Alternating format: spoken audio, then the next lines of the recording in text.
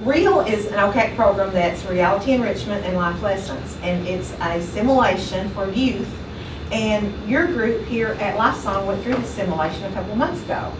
So to let other people know more about what's going on, I would like to ask y'all some questions. I figured it would be just kind of boring and kind of, I already knew all this stuff. It was stuff I already knew. Wouldn't learn much. Just kind of one of those other nights that just sit around and love. Okay. And then what did you find? I found out it was really, really helpful to help me get oriented to the world around me. Just kind of get me set up and realize that the real world isn't as easy as everybody makes it seem. Good. Sophie, did you get evicted? Did you get into any trouble during the simulation? Yeah. Well, okay, tell us what happened. Well, the sheriff came and got me and told me that I needed to pay my rent and my bills, and I got kicked out of my house. How did you find that? Is that the kind of way you want to live when you're older? No. I'd like to throw in here that the first half of the simulation, they're living a not so good life. They've made choices on their own. And so when we get into the second half, they have made better choices, especially finishing high school and getting education. Logan, did you have any children? I did have children. Okay, how was it to take care of children and try to work? I only had children on the first half when I was bad.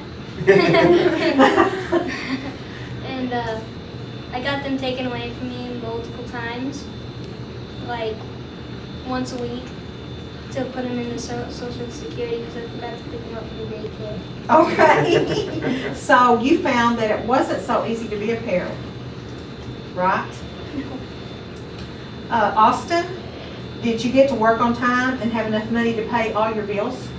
I got to work on time, but I didn't have near enough money ever in the first half. In the first half? Yeah, I don't think I ate for 3 weeks. Oh. Okay. Yeah. Well, was it easy to get a job? Did you have a job the first half? Yes. I had a pizza delivery job, I think. How was your pay with that? Terrible. Okay. How do you think that the choices that you make now will affect you later? I think that now that I know how much work it takes and how much determination it takes in the real world, that I'll have that in mind as I'm going into finishing high school and going into beyond college and whatnot. I'll be motivated to be in the second half of that simulation the rest of my life. Great, that sounds good. Just do good in school and finish it. That's right. That's right, Logan. Don't get yourself into any bad things like drugs, because it makes everything a lot harder. Put that on your resume. Right, right. Because that comes up in later life, just like it did in the simulation. What about you, Austin? Well, I think after doing the simulation, I've always wanted to go to college, and I've always wanted to succeed in life and everything, but after doing the simulation, I think that it was just even more motivation towards that. Just be like, if I did choose not to go to college, just what it would be like, even though I want to go to college. So it's a verification that I made the right choice and wanted to go to college. I feel like going to college you'd get a job easier, and then it would help you get a job in the field that you would want. Like, if you want to go to teaching, going to college would let you get into teaching, but if you didn't get an education, then you can't choose your job, because most likely the job that you wanted requires you to go to college. Great. How much do you think good grades plays into this? Good grades in high school? A lot, because it really sets you up for college. If you don't get good grades in high school, then you kiss your college dreams goodbye.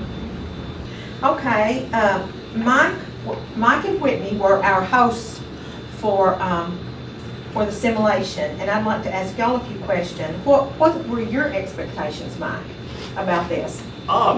Well, once I found out I got to play sheriff, I was expecting to try to put everybody in jail. No, I think the expectations, not knowing much about the simulation at the beginning, I just thought it was going to be more or less a kind of a class type thing was kind of my expectation out of it, and more of a teaching type thing, and it wasn't that at all. I mean, it taught them a lot, but it was nice to see that it was so much interaction going on. I think it made it enjoyable for them. I honestly was hesitant at the beginning because I'm thinking, okay, we're taken away from a youth group night where we have fun and, you know, and have music and all that stuff, and so I was a little leery, to be honest, but once the night got started, it was really neat to see the kids actually kind of in their frustration having fun with it at the same time. Right. You know, so that was a pleasant surprise with that. So you were a little hesitant to host the simulation? Yeah. Because yeah. you just didn't know enough about it? Yeah, exactly. Okay. Whitney, what problems do you see with the youth and their choices? Because you were here for, you worked and you were here for both halves. So how could you kind of look at both sides, and what would be your comments? I think initially with the first half of the simulation, they're very self-motivated. It's what I can get out of with the pieces. It wasn't so much that I needed to eat, but I needed money, or as it went on, the things that became important was actually their home, because at times they were evicted from their house, and they realized it was important to maintain that, and it was important to make sure you made it to work on time, and those things that weren't important in the first half. And so the changes that they made in their choices between the first half and the second half were very, very different. But in general, I mean, I think the youth in everyday life, they just don't realize the choices that are involved in making ends meet, if you will. And so this was really good for them to have it all in their lap and say, okay, this is the amount of time you have, and these are the choices you have to make. And it was really neat watching them make the switch over to what was really important to them. And in fact, even the first half, I don't think any of them made it to any type of church function or any volunteer type role. And in the second half, they were giving items away to those organizations, which they didn't have the opportunity to do in the first half, and that was definitely a switch in their choice too, so it was really neat.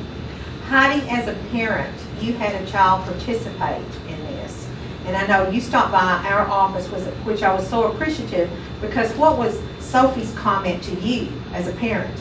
How do you do all the things that you do? That was her comment, and it really touched her actually, because she came home and talked about it all that night when she got home, and how she was a horrible parent at the very beginning, and how at the end, you know, she actually learned something, and how to better her life. And so, Mike, would you ever do this again? Oh, for sure. Host another one? Yeah, definitely. Good, because we're looking forward to it. Tell us some of the feedback that you got from the kids.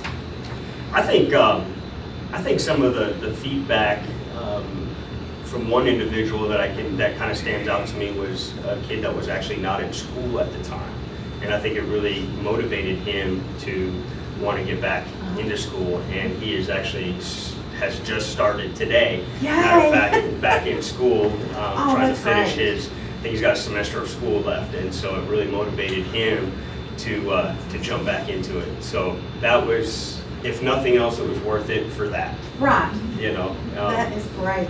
I think he saw how hard it was, realizing that, okay, without an education, these are the type of jobs that are going to be available to me. And if I have kids, if I just decide I want to have a family, you know, how am I going to support my family? How am I going to do these things living on this type of income? And it's just not, I think he saw it as it's not going to happen, you know, will not happen having kids and doing all the things we need to do for our families. And so it's exciting to see once he figured out, man, I got an education, I had a job, and had money, just made life easier, you know. And so he's back in school today. Oh, great. That is great. Callie, you were a volunteer. Tell a little bit about your reaction when you saw the children participate. The first week, the thought went through my mind, it was like herding cats. They didn't know where to go first or what to do. They didn't really even understand what they were supposed to accomplish.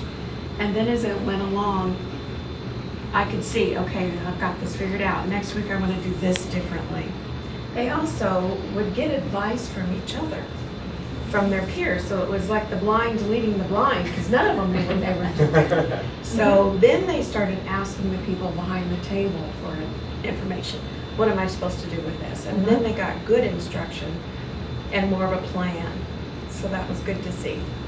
What were some of the things that you heard the kids say during the simulation?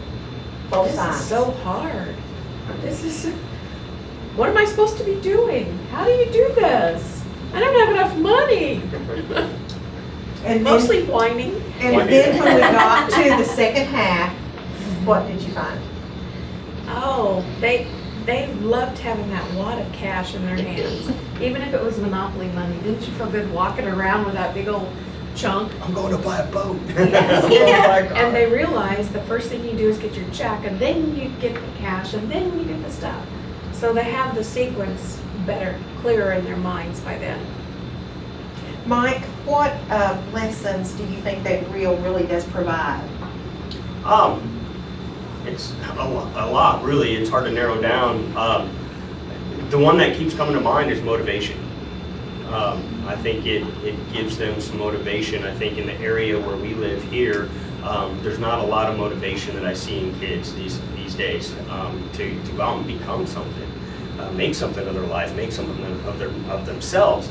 And so seeing this, how, especially during that first half, makes things very difficult, and seeing the difference of the two, I think it really motivates them. I think it's a good motivator to motivate them to go get an education and make something of themselves.